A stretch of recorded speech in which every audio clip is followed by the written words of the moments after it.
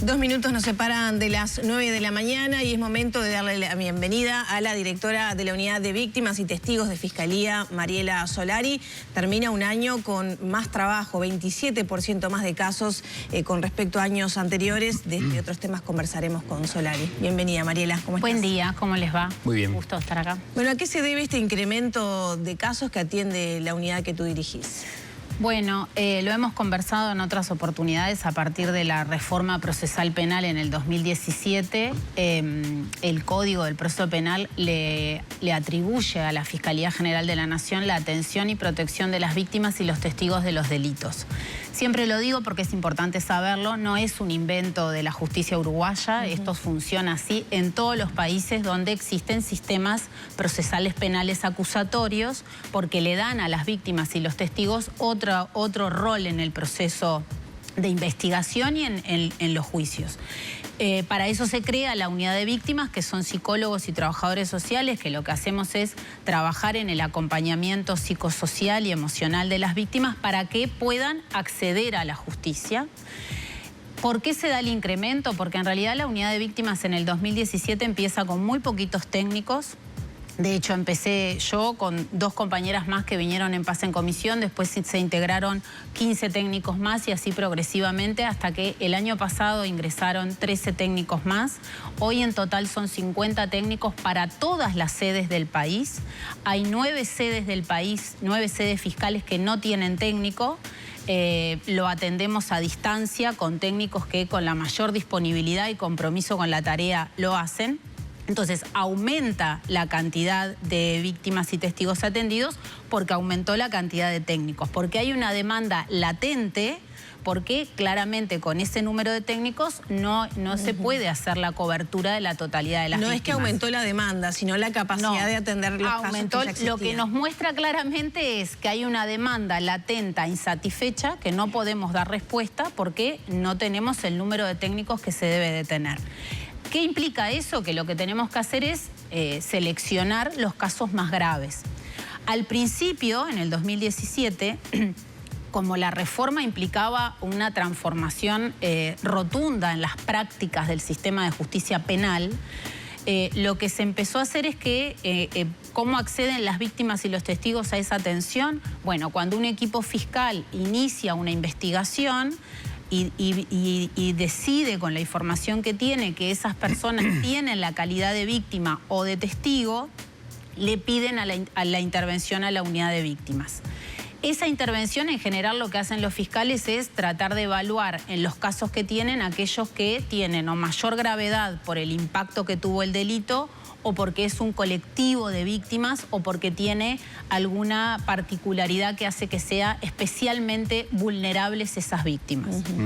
Eso en realidad no lo podríamos sostener porque en realidad, ¿qué quiero decir con no lo podemos sostener? Porque lo que el Estado debe hacer es garantizar la tutela efectiva de los derechos de las víctimas, de todas las víctimas. Todas las personas que son víctimas de un delito o testigo claramente están en una situación de afectación que exige que el Estado brinde esa respuesta. Hoy estamos dando una respuesta magra acorde a los recursos que tenemos. Al día de hoy, Solari, ¿cuántos son los técnicos que estarían faltando para tener un completo asesoramiento, digamos, y custodia de víctimas y testigos? En realidad, hoy tenemos 9 sedes que no tienen ningún técnico y después hay unas 10 sedes que tienen un solo técnico. O sea, para que cada sede tuviera al menos 2 técnicos, necesitaríamos como 30 técnicos más. A mí no me gusta mucho decir números así porque en realidad creo que lo que hay que hacer siempre es analizar lo que se necesita en cada territorio. Por ejemplo, Maldonado tiene más turnos, más equipos fiscales. Entonces, por ejemplo, hace poco los equipos fiscales me mandaron una nota reclamando que necesitaban más técnicos porque en Maldonado está la sede de Maldonado y San Carlos. San Carlos, donde además se crean, hoy de mañana también escuché que está previsto, por suerte, que se creen los juzgados de género. Sí. Pero cuando se crean juzgados de género, también hay que crear fiscalías, ¿no? Porque ahí también tenemos muchas veces un desfasaje Y cuando se crea una fiscalía son los equipos fiscales, los funcionarios y los técnicos de la unidad de víctimas. Entonces, como decía recién, los fiscales de Maldonado nos decían, bueno, necesitamos más técnicos porque con los que tenemos no alcanza. Y mi respuesta es, los que tenemos son los que tenemos y no puedo sacar de una sede para poner en otro, ¿no? Entonces, creo que ahí hay que hacer, en esto de poder pensar en la proyección, ¿no?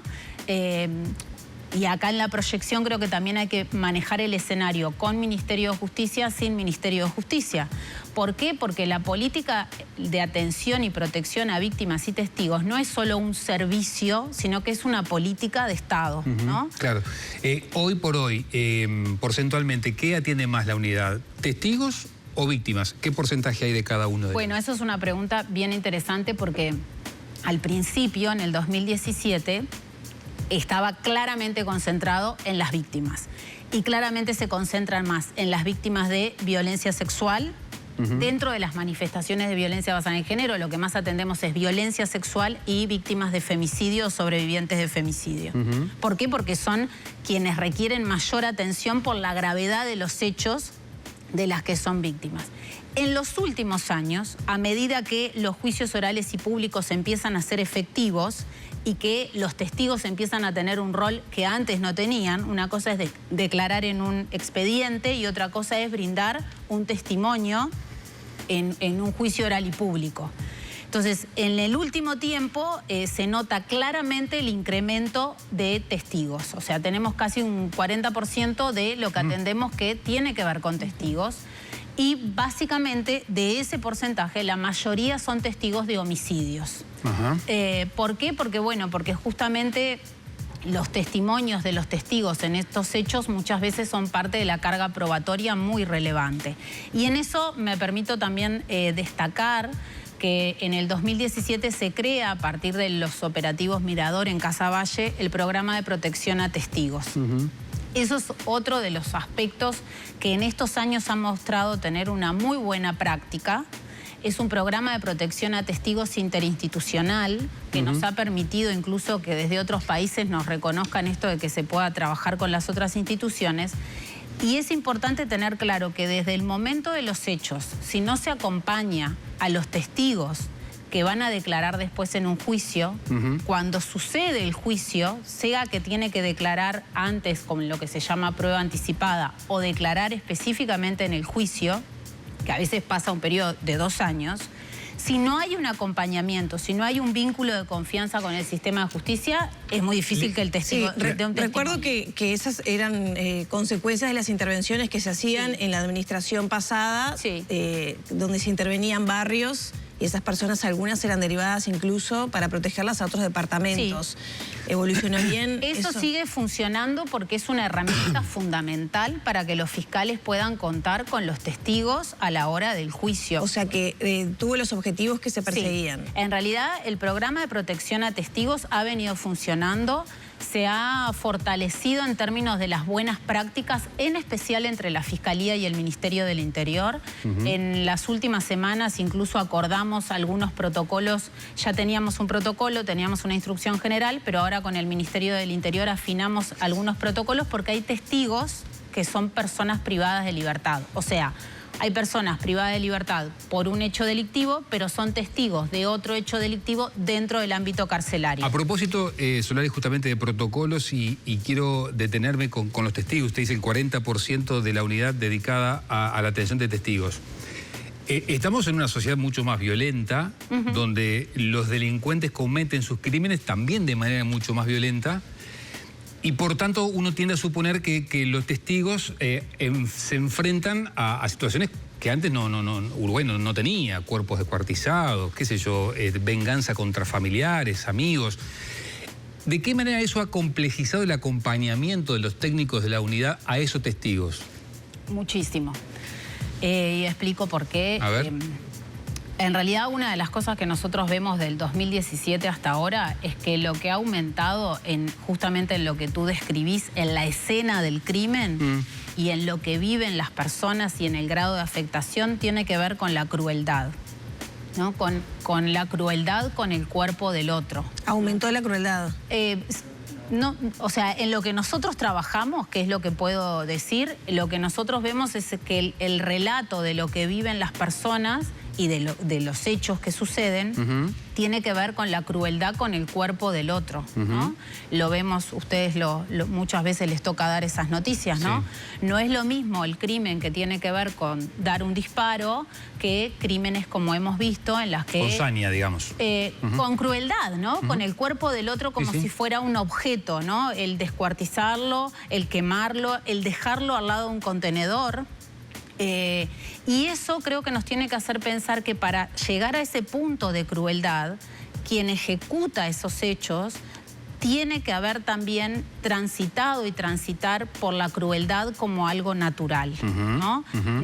No es algo que surge de un día para el otro. Entonces, esto es como de otro plano para tratar de poder entender cómo tenemos que trabajar estos hechos. Y a la pregunta que tú hacías, las personas que son víctimas de estos delitos y que sobreviven, porque acá también trabajamos con intentos de homicidio, y los testigos de estos hechos, lo que implica es trabajar mucho con el terror y el miedo que queda instalado, ¿no?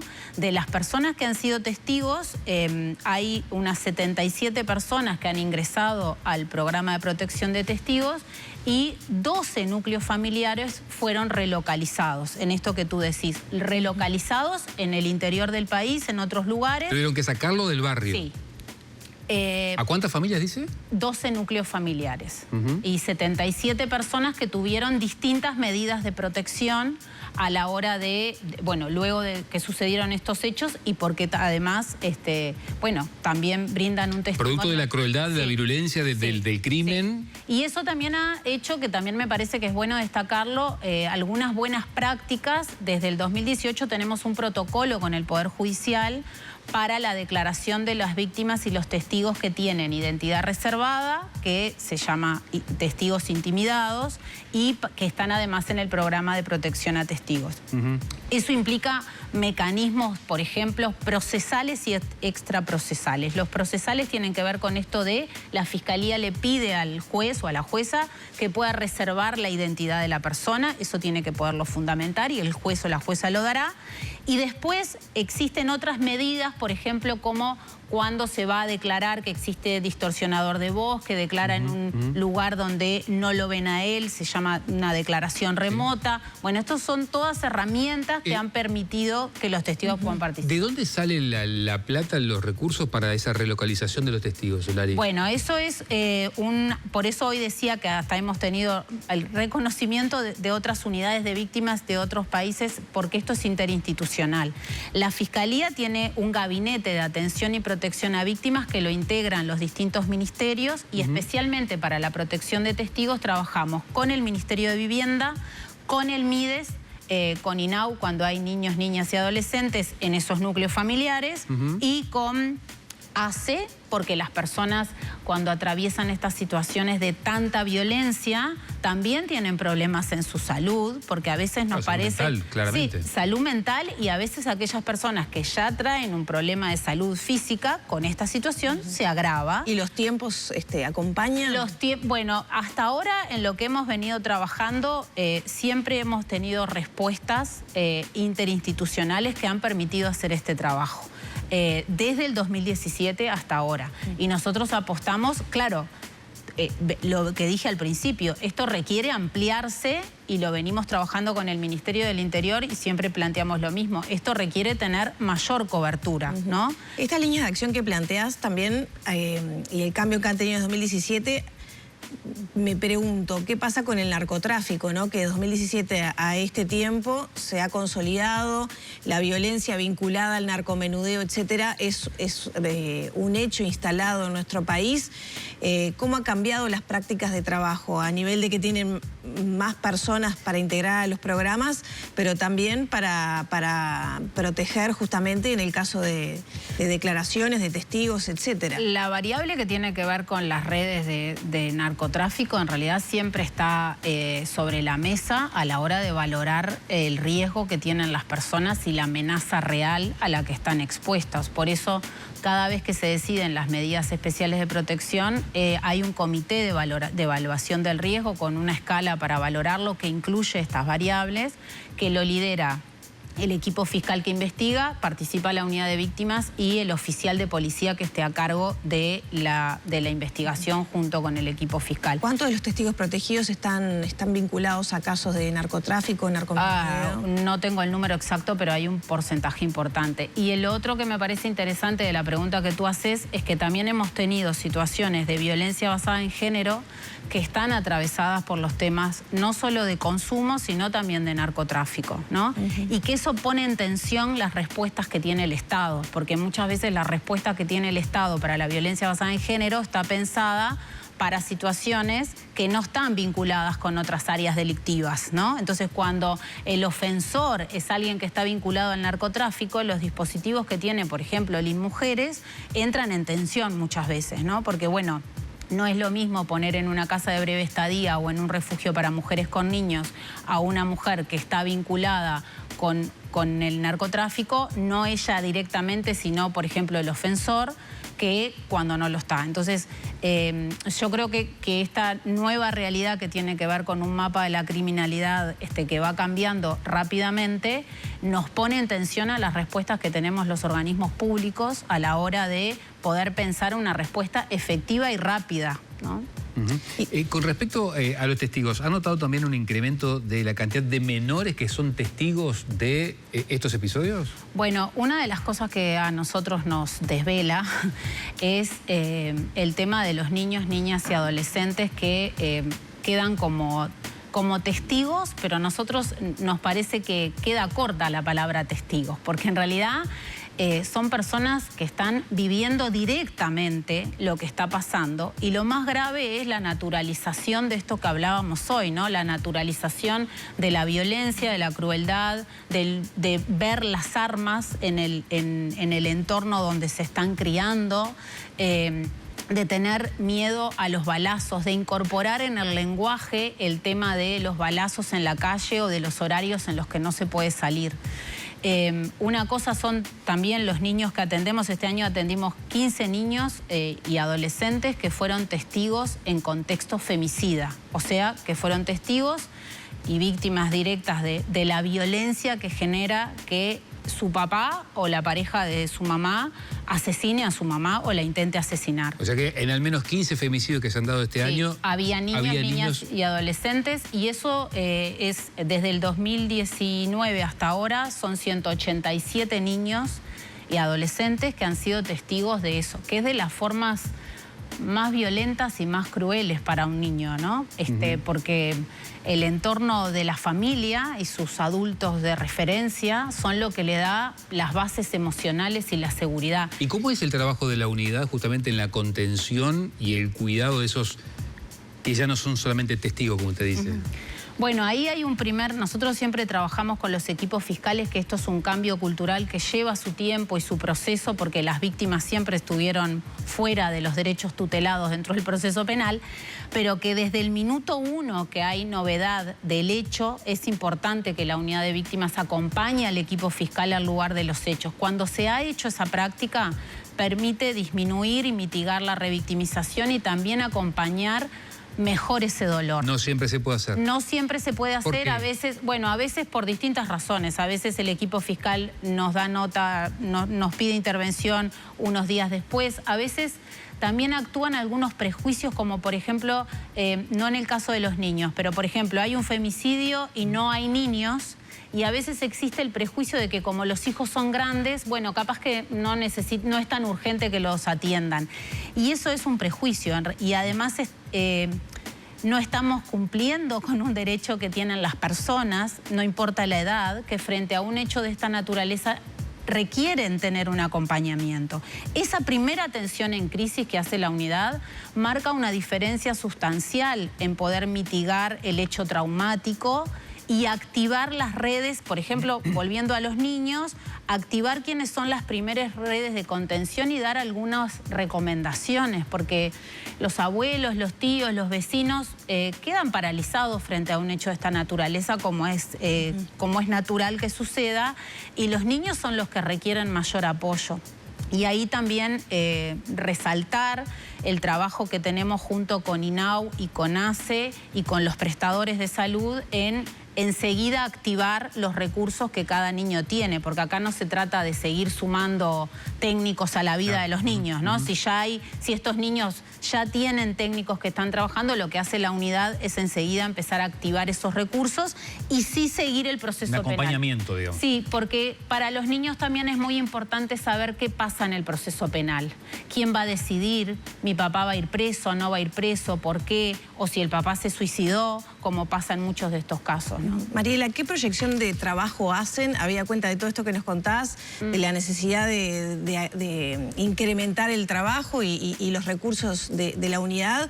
Cuando tenemos cambio de gobierno, está esa posibilidad del Ministerio de Justicia.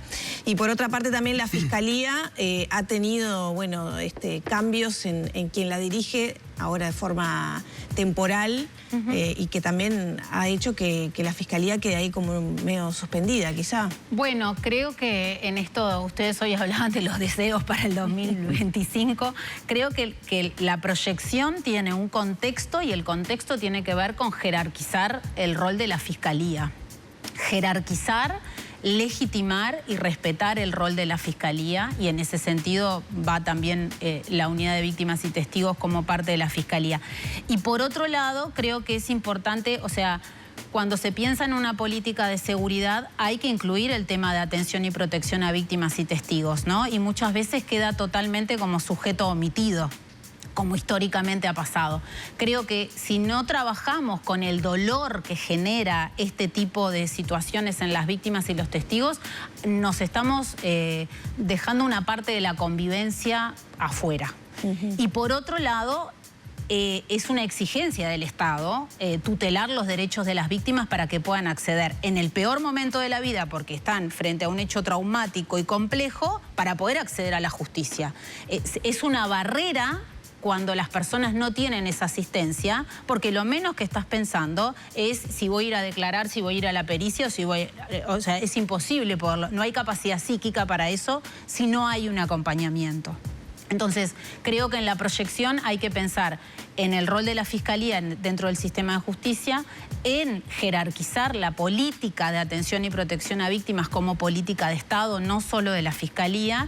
Y en ese sentido también me permito, aunque no es parte de la Fiscalía, pero si se va a pensar en el sistema de justicia, es que para que las víctimas tengan efectivamente sus derechos se requiere una defensa pública que pueda garantizar la asistencia legal, ¿no? Porque si tú querés participar en el proceso penal, requerís tener asistencia letrada, requerís un abogado, y si no te lo podés pagar, deberíamos de tener una defensoría pública más robusta. Que no la tenemos. No la tenemos. En materia de víctimas, bueno, en materia general, pero en materia de víctimas no la tenemos en ese sentido. La falta de acuerdo del sector político para designar a un fiscal de corte, bueno, sí, ¿ha detenido, digamos, el crecimiento, la consolidación de la unidad? Yo creo que la palabra que uso es la de jerarquizar, ¿no?